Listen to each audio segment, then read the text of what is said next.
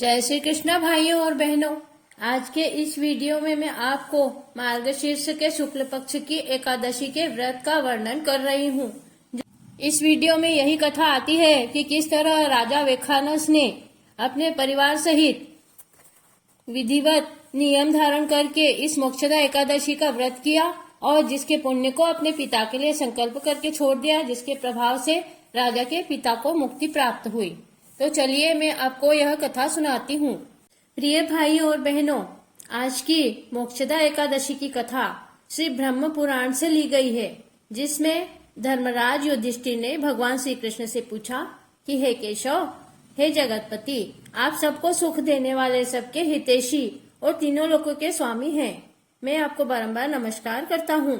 कृपा करके मार्गशीर्ष शुक्ल पक्ष की एकादशी का नाम तथा उसके महात्म और पूजन विधि का विस्तार से वर्णन कीजिए, आपकी अति कृपा होगी। भगवान श्री कृष्ण ने कहा, हे युधिष्ठिर, आपने यह प्रश्न अति उत्तम किया है। मैं आपसे अनेक पापों का नाश करने वाली मार्गशीर्ष के शुक्ल पक्ष की एकादशी के व्रत का वर्णन करता हूँ। यह सबका कल्याण करने वाली है। इस एकादशी को मोक्षदा एकादशी कहते हैं। इस व्रत के पुण्य प्रभाव से माता पिता पुत्र आदि अधोगति में हो तो उनको भी स्वर्ग की प्राप्ति होती है। इस एकादशी के दिन दामोदर भगवान की पूजा तुलसी, मंजरी, धूप, दीप, नैवेद्य, पुष्प आदि सुगंधित द्रव्यों से विधि पूर्वक और स्नेह व श्रद्धा भक्ति के सहित करनी चाहिए। इसके संबंध में एक पुरातन कथा सुनाती हूँ।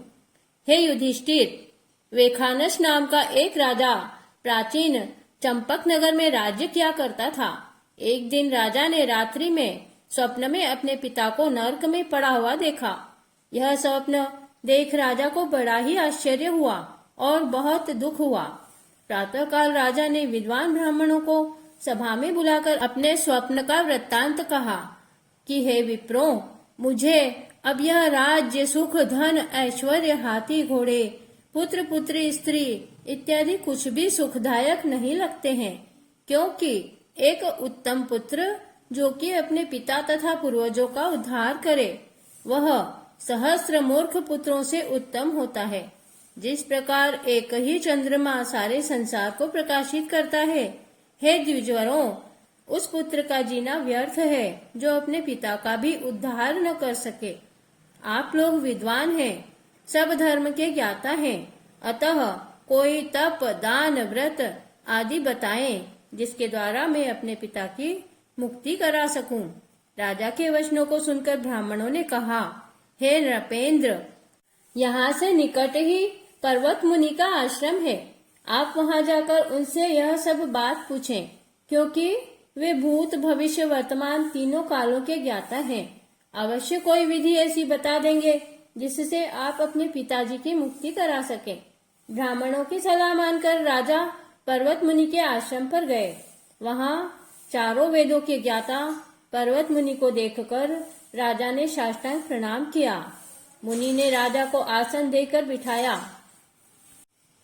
राजा ने विनय पूर्वक कहा, हे ऋषिराज, आपकी कृपा से मेरे राज्य में सब कुशलता है, किंतु आज मेरे सामने एक विघ्न उपस्थित हो गया है, जिसके कारण मेरा चित्त अशांति को प्राप्त हो रहा है।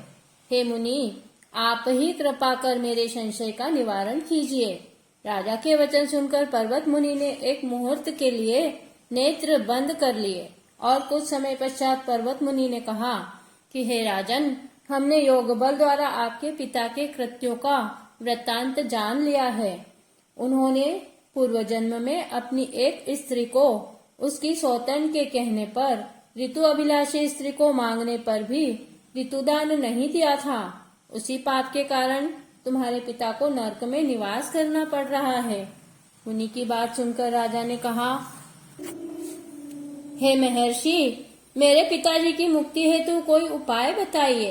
पर्वत मुनि ने कहा, हे राजन, मार्गशीर्ष माह के शुक्ल पक्ष की मोक्षदा एकादशी को आप उपवास कीजिए।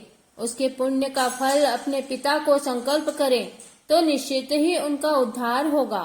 मुनि की बात यथार्थ मानकर राजा ने अपने घर आकर कुटुंब सहित मोक्षदा एकादशी का विधिवत नियम धारण करके उपवास किया, जिसके पुण्य को अपने पिता के लिए संकल्प करके छोड़ दिया, जिसके प्रभाव से राजा के पिता को मुक्ति प्राप्त हुई। हे युधिष्ठिर, जो मनुष्य मोक्षदा एकादशी का व्रत करते हैं उनके समस्त पाप नष्ट हो जाते हैं और वे स्वर्ग लोक में निवास पाते हैं।